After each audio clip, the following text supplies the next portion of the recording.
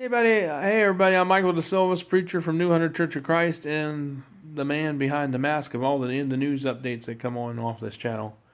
Well, I don't know what we would call this tonight. Probably just a roundtable discussion, even though it's really me just discussing things out with you out loud.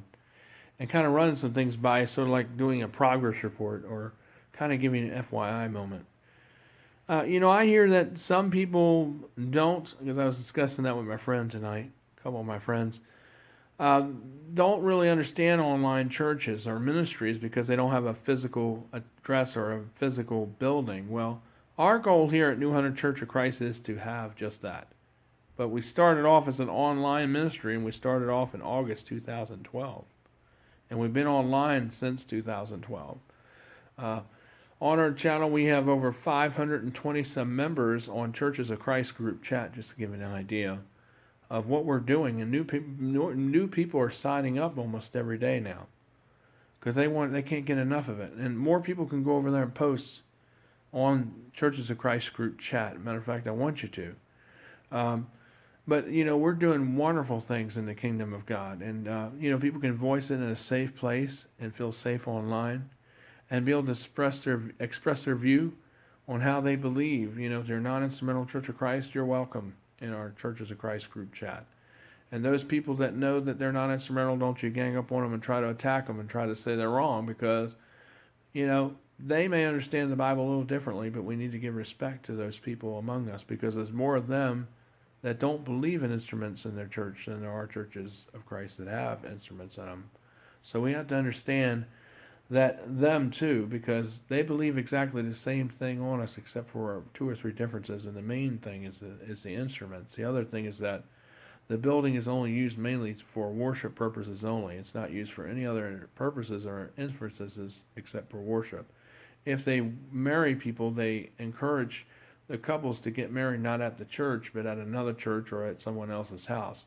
If they have a cookout, they have it at the member's house that attend that congregation of a non-instrumental church.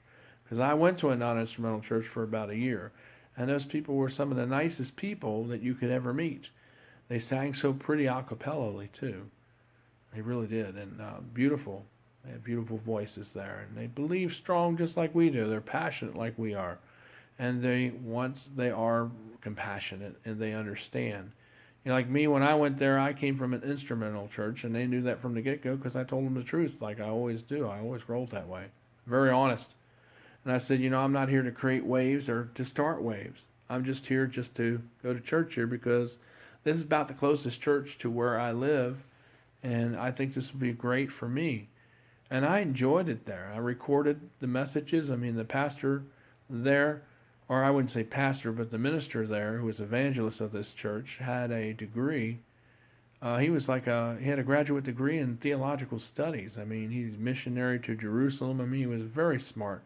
Matter of fact, he had good things to say about me too.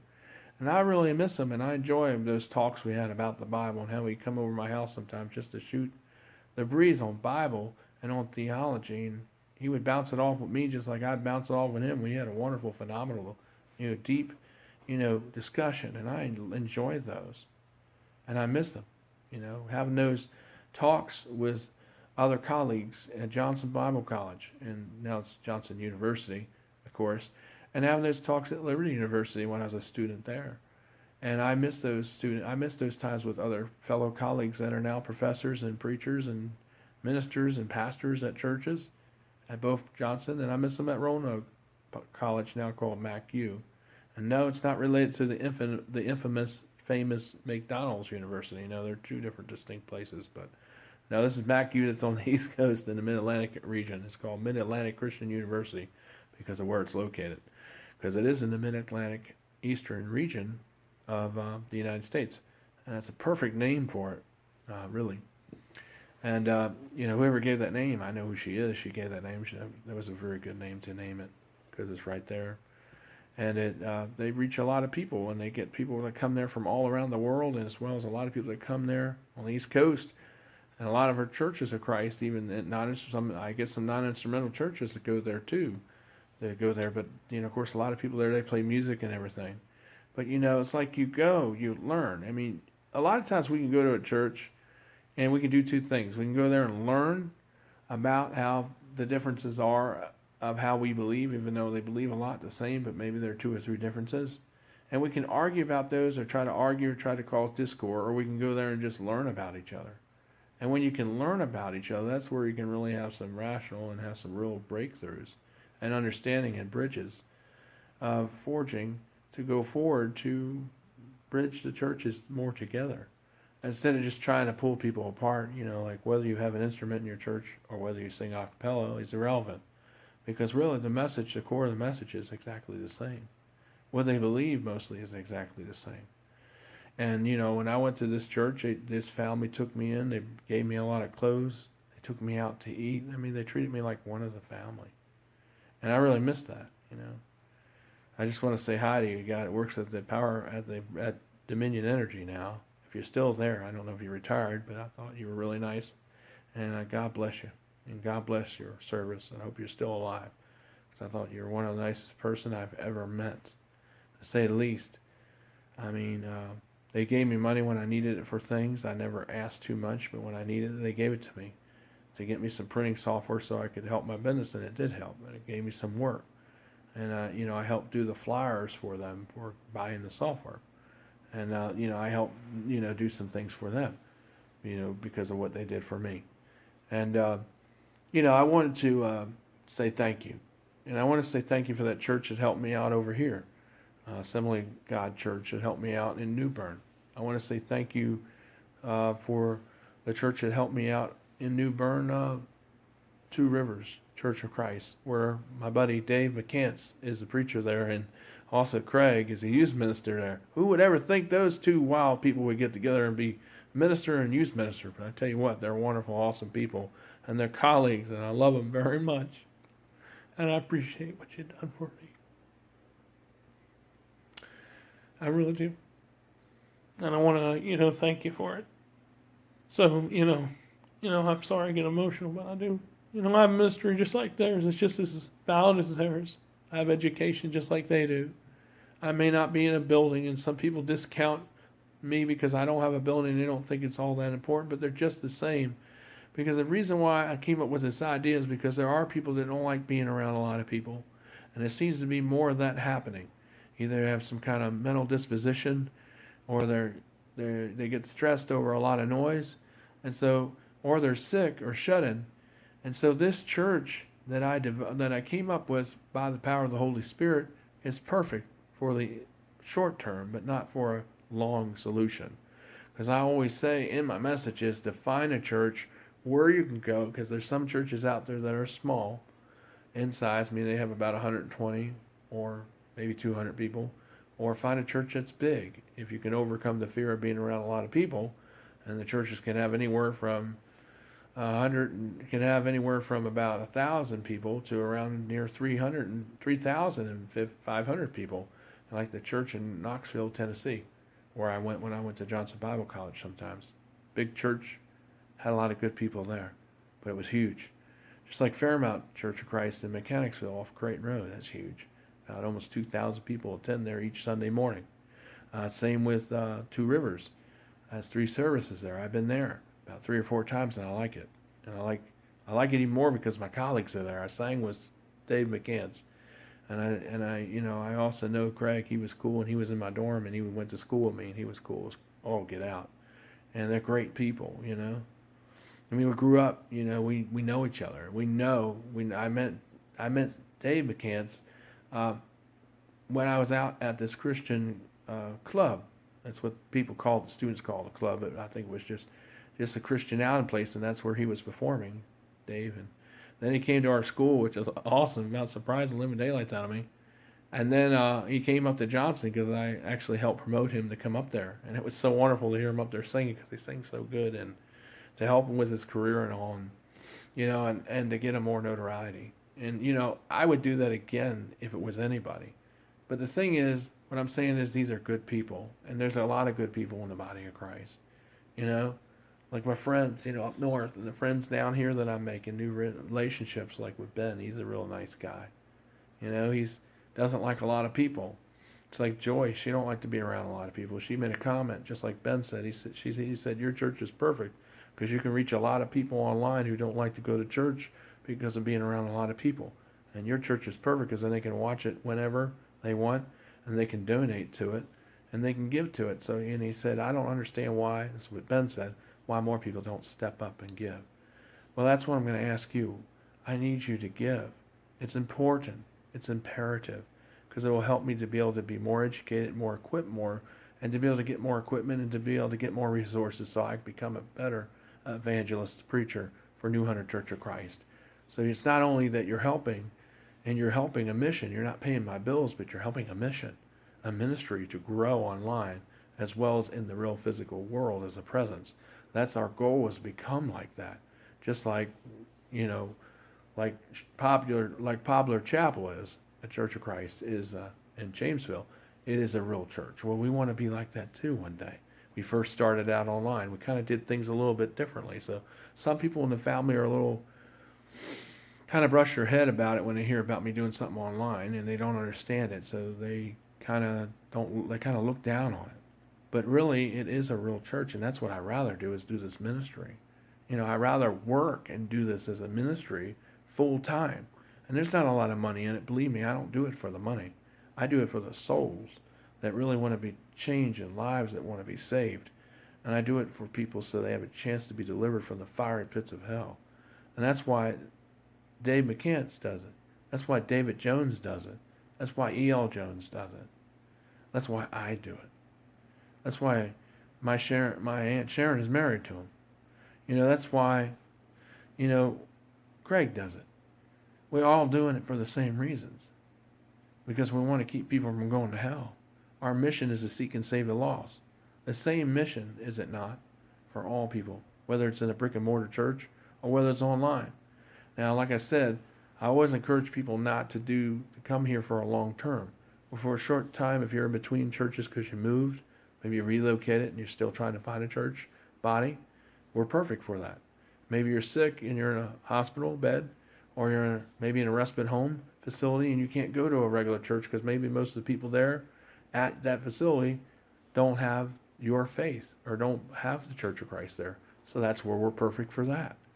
And another thing, maybe you're one of these people that have mental illness, or maybe don't like to be around people because you have a phobia about being around a lot of crowds in public. And there's nothing wrong with that, but that's where we're perfect for that. And that's where people like my Aunt Sharon and other people in my family should understand that. That's why this church is ingenious, because we're reaching those kinds of people that they wouldn't otherwise be reached, because they can't go to church because they don't like to be around a lot of people. And that's where I'm reaching those people. So that is a ministry, just like, a regular brick and mortar church is a ministry, see? And that's what we do at New Hunter Church of Christ online. We have Church of Christ group chat. What am I doing there? Nothing special, nothing out of the ordinary. Just trying to reach people and seek and save the lost, just like Jesus coined in the Great Commission. And that's what we all should be doing, whether we have a brick and mortar building that's physical, or whether it's digitally online. It's still doing the same exact thing. So, instead of giving me a hard time, why not try to level with me and try to help support my ministry? Please subscribe down below. Share this video far and wide. Share it with your pastors or preachers in the different faiths. See what you can do about sending something financially to this cause before we're gone. Because I'm getting ready to lose my apartment. I'm $100 short. And like I told my mom before I moved down here, I need approximately $300 every month. And I don't want to get that by asking churches every month. I want to get that by doing either IT work or doing something on here with the online ministry. Maybe some of that would be donations, while the rest would mostly come in from IT work, doing computer work, doing other related services, and selling these cleaning products that we sell, the wipes that we have over here, the fragrances that we sell, the blow-off duster. I can show you some of these things. I talked about them, but we actually have the products here. So, to show you, I have a federal tax ID. We are licensed. We are taxed. We are ordained. We are not 503c charter. We are a church that was filed along with my business, which is legally through the IRS, because I checked, and they said it's perfectly okay to do it that way. This is one of the cleaners that I sell. I don't know if you can see that, but it's this. I try to read this backwards or upside down here. This is Smoke Eliminator vanilla coffee scent. It's one of the best sellers that we sell. We sell it for $9, and that's 13 ounces, and it lasts a long time. And you know it's professional strength. That's the part that's the kicker. It's professional strength. You know, where can you get professional strength cleaners? I mean, it's a lot better than what you buy at the store. That's why it's $9. And plus, it's a little more because you're helping people that make it in the USA. You know, the vendor who I get it from, they make it here in the USA, in Clearwater, Florida, as a matter of fact. They make it right there on site. And you're helping those people to put food on their tables. So that's who we support. All the stuff we have, that's why it's a little more money. Because you're helping us as a ministry, but you're also helping them. So that I can keep going and they can keep going, you know? So that's what it's really all about. So when you buy those stuff, like that one item I show you, I have a lot more. But I can't show you all of them because I wouldn't have space on time in the video. It'd be too long. You know, remember when I talked about these wipes the other day? Remember I talked about these? Yeah, see? Remember when I was talking about that the other day? See, when I wasn't smoking marijuana or imagining things. This is what I sell. All right, this is one of the products. See? So, you know, I'm not lying to you. You know, this is the stuff we got. I got boxes and boxes of it. I got to get rid of that stuff. And I need to turn that into cash so I can order more of it to replace what was sold. And then have some money so I can pay the bills here. It's like this stuff will sell itself if people would come and buy it. You know? And a lot of y'all say you like this stuff, but I never seen y'all come out here to buy it. I never seen you come by me when I was up north before I moved down here. Some people came by, but a lot of people didn't. I'm still waiting for you to come by. I'm still waiting for you all to send a donation. The thank yous, the thumbs up are great, but that don't help pay the bills for the ministry here. So a little money would be great, because all ministries all require money. They're not totally free. You can watch the videos for free, but it's not really helping the ministry to grow. To help, you know, it's just like when you get a job and like you go to the doctor, you expect to get paid, or when you go to the dentist, you got to pay the dentist. But when you have a preacher, I mean, you give me $5 or $10, and I might sacrifice you maybe one meal a week, going out to McDonald's or going out to your favorite restaurant that's fast food. You can give me that for one day of the week, and I guarantee it'll bless you a lot more than the money you gave, because the content that I give you of all the information. Look at the In the News updates, for example. There's thousands of dollars of information there, warning you about things before they happen. You know, it's like today's news before it even hits news on most stations. You know, it's cutting edge. You know, it's biblical bias. You know, you don't get that anywhere else. They just tell the news the way it is, but they don't give you a 360-degree view of it like I do. You know, where I announce things, because I have done that, I'll continue to do that, but it takes money. You know, I have to research this stuff for hours and hours. And no, I don't just Google it like most of you all do. No, I actually go out and actually look it up on the web and punch in the URLs and find the information and then simulate it, put it together, and give you my analysis and spin on it. And that's real true journalism. That's not Googling everything like most of y'all do, because a lot of y'all don't know how to look things up on your own on the internet. Because you got so used to saying, Google, what's the weather? You know, or Google, when was the Susan B. Anthony coin, silver dollar, made? Or when was the Susan B. Anthony, or when was the silver quarter? When was that stopped by the mint in production? You know, you look it up that way instead of trying to look it up on the internet by typing it in the search thing criteria without talking or dictating it to your device. Everybody's just gotten real lazy and gotten used to that. But you know, that's not real research. Google and there's a lot more research out there if you just type it in. And sometimes you got to do a little digging. It's just like going to the library. But instead of being a physical library, it's a digital one. It's on the web. But see, these are the things that I do for you. It's a labor of love, but it does require money. It does take time. This equipment that I'm videotaping on, you hear how sometimes it makes weird noises? It's about ready to end its life cycle. I need a new one of these, something that's newer and better, so that it will work better. And that way we continue this. You know, you can help with that. That's where you come in with the tithing, the love offerings, or maybe you're once every 3 months, or 2 months a year, or one annual donation that you give.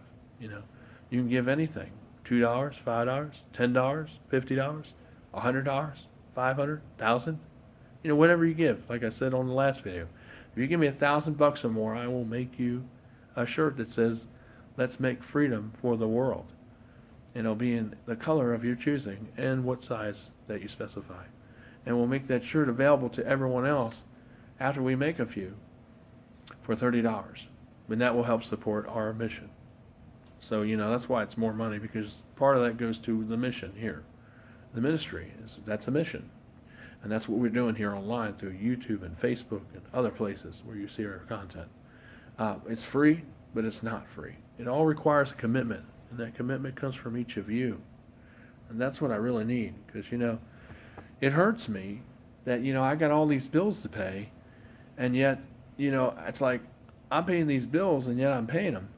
But it's making it harder on me because I don't have a lot of money coming in, or work right now. And that's where you all should step up a little more to help me, as you do when you help other ministers of the faith, because I'm a real minister. And I really do tell real news. And that should mean all the more to why you would want to help get on the foundation of something really huge and big. I mean, we could be as big as InfoWars if I would get the clout and the support from you. We could do the same exact thing. And I would love to do that. Be like not an Alex Jones, but have my own style of reporting and tell it like the truth, similar to what he does. But I would do it in my own style, and my own pizzazz. Like everybody has their own unique style. But see, you could be a part of that by your donations, your love offerings, your tithing, the New Hunter Church of Christ, the sermons I give. There's no music in it, but the reason why we don't put music in it, like some people have asked, is simply because the fact that there's copyright violations. So that's why the music is not on the video, because they come after you and they put strikes on you when you put music in your videos. So that's why we're really careful not to put any in. It's not because I don't want to put it in, it's because we cannot record the music live on YouTube anymore, because they will cite you for copyright violations, because a lot of people have had that. So I stopped doing it. That's the reason why. Sometimes you might hear a little music for a few seconds, maybe for a half a minute, and that's fair use. That's okay. But like having it go on like a normal church service, to have people in here singing hymns and playing hymns and music, we can never do that online because of copyright violations, because they're really getting that bad on YouTube, and I don't want to get any violations or strikes. So we have to follow their rules, and even it sucks, but that's the rules, say the least. So that's why you don't see music in our videos. So yeah, we don't have music for all the teenagers, but if you come to our live church service, we do have music here at my apartment, and we do real singing here before we actually do the message. It's just never recorded on YouTube or put out everywhere else, because we send the video out to everywhere else after it's been aired on YouTube. I've been put there. But that's what we do here. So, help buy the products. Another way you can help is by making a real donation and believing in something that is monumentally life-changing, something that is different, that will help people that have phobias of going to churches. Someone told me that I'm their number one evangelist right now, because they can't go to church, and when they watch me, they really get a lot out of it, and it really helps them because they don't have to be around a lot of people. And that makes me feel good when I can help people who are having trouble with that. And I think you should understand that. So anyway, think about that, And let's finish up with some prayer requests. Teresa Wade, I want to lift her up in her prayers, Lord. I want her to humbly to know that God loves her, and know that all the things that are going on, that all those things, Lord, would be in your power and in your name, that you could restore those things and reverse all those things that are going on in her body with her migraines and with all her pain throughout her body, Lord. Just touch her body from head to toe and make her body new. Just touch her in the head and the eyes where all the pain is and pressure and all the, all the sound issues she's having with migraines. Just touch those areas and just make that stuff out of the power of Jesus. You just zap that to be gone. Lord, just touch her, heal her joints, heal her body, heal her mind. You'll heal her as a whole person. I want you to lift up my Uncle Jim Jones, and his problems, and also Debbie Jones. And she's in a home in Hanover. And please help her to continue to get well, so that she can, I hope, pray one day, can physically return back home to that apartment where my uncle is. And hopefully that, if it's God's will too, that those ladies will leave that were giving me so much trouble there, and so I can return back there to see my uncle. Because I don't think it's fair that I can't see them, Lord, because of their conduct and the way they treated me and lied about me to the landlord that was there at the time, and what they said in the courthouse when they went there. We were all just a bunch of lies, and there was no truth to any of it. And that protective order was a bunch of lies too, because they all banded together and lied about it. That was the witnesses. She had to get witnesses, and that's how she got it. But all those witnesses didn't tell the truth. They all lied together, told the same story. That don't make it true just because they told it together, because it was all really on its face a big lie. And they got away with it. At least they think they did. But really, in God's eyes, they haven't. They have a judgment coming to them. They have a punishment coming to those ladies. They know it. And God's going to do it. And then, what happened to me there was just uncalled for. It was unnecessary. It was just plain harassment to the horriblest core. And it was totally wrong on so many levels. And then, Sean Shields going over there saying stuff to them and aggravating and getting things more and more spread around and worked up. That was wrong too, but she did it. She could sit there and say all the lies she wants, because she lies all the time anyway. But I know she's mentally ill, and that's why she lies so much. She can't tell the truth because when she hears the truth, it's a lie. And then she'll go around and say, "You're delusional. You're hallucinating. You made it up." When really, no, it wasn't. You made it up. You told the truth. It's just that she's not used to hearing the truth. So when she hears it, it's a lie. But really, it's the truth. It's just that she don't want to accept it, or acknowledge it, or take her responsibility for all the things she did wrong, because she was behind this assault with these ladies. They all ganged up on me like gangbusters in so many different ways from Sunday. And those people are still living there, which I don't understand. Those people should have been locked up for all the things they said about me, for slanderous things, pontificated things that were provoked by them. I did not do nothing to these people, but I was harassed and terrorized literally by these ladies. And yet they still live there. And I don't understand that, to say the least. But anyway, just pray that situation would remedy itself, and that I could come see my uncle, because it's not right that I can't go there to see him. Just because some immature, spoiled brats, entitled people that think they're entitled and really don't have any entitlement at all. They want to act a certain way that's not professional or demeaning or deplorable, and just a very, very just low standard of person of humanity, to make my life hard any way they can possibly. And it's just so wrong. And it's just not godly at all. It's the devil right there. But just lift that situation up to God, and that, that the hearts will be healed, and that way I can go see my uncle, because I love him and I miss him terribly. And, I miss my Aunt Debbie, and I miss seeing my friends up north, Christine, and I miss seeing Evelyn, and I miss seeing my cousin E.L. at Pole Green, and I miss talking to everyone, because, I love them, and I do. I mean, we may have our differences, but differences set aside, we still are doing the same thing, brother. We're still on the same page, lad. We're still reaching people. We're still seeking and saving the lost. I mean, I baptized people. I baptized 5 people so far, and these people know Jesus and they're saved, and they were truly baptized, like the way the Bible says it. We did it in the river, and then I baptized one person in a swimming pool, and his life has been changed, and we talk all the time, still to this day, and he's a wonderful young man, and he desires to go into the ministry, which I hope he does, because I think he would be good at it. I think he's got a story to tell, and I think that's what will help bolster his ministry all the more. I want to lift up Will Meeks, because he's going into the Pentecostal church and going into the school there to learn how to become a minister in the Pentecostal church. I don't know if any of y'all know this, but I guess he tried to do it in the Church of Christ, but they wouldn't let him do it because they have all these other requirements. And he doesn't like math, high math, because when you're a preacher, you don't use high math to preach a sermon. The last time I looked, but a lot of degrees, in order to get them, you have to take this high math, and some people just don't do well with high math.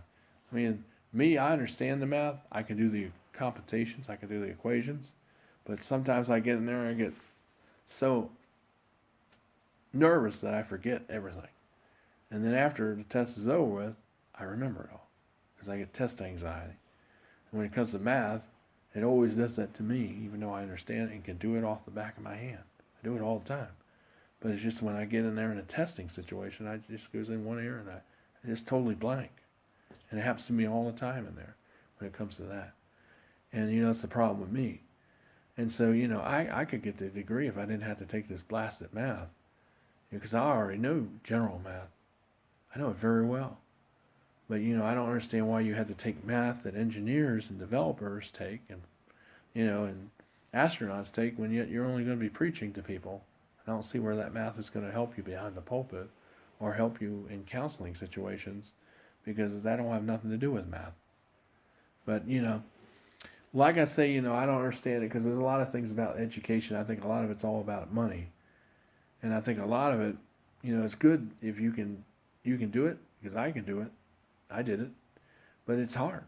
And for some people can't do it. But it don't mean they're not cut out for the ministry just because they can't take high math or college level algebra or calculus. And they can still be a minister. They just have to do it a different way. That's all. It doesn't make it wrong. It's just different. And it's just like, when Jesus taught all his disciples, when he picked the first 12 in Acts, as we see noted there, he wasn't testing them to know if they knew math or knew calculus or knew algebra or knew that stuff that you're not really going to use every day. You might use some general algebra, like how to know where you're going or know how to search for the V-slope or N-slope or where you're at as far as elevation goes, and to calculate where you're going as far as miles from one point to where you're going to the next. And yeah, you do that. But you're not going to use all these quantifications and quantum physics just to do a sermon. You don't even use quantum physics when you write music. You only use basic algebra. So, therefore, like I said, I'm at an impasse. Why do you have to have that type of math when you don't even use it in preaching or in ministry at all? So that's what I'm trying to say. I think they need to change education because I don't think that should matter if you know college level algebra or quantum physics as a part of your math regimen to be able to preach out of church when you don't even use it at church every day. You're not even going to use that type of math hardly unless you're a programmer or a scientist or someone who writes software or someone who works for NASA who works in the engineering department. You might use it in those areas, or somebody working out scientific computations, but you don't need that for ministering or counseling last time I checked. You don't even use it there at all. So, but anyway, like I'm saying, that's why Will Meeks left the ministry of Church Christ, because they have all these stipulations and requirements.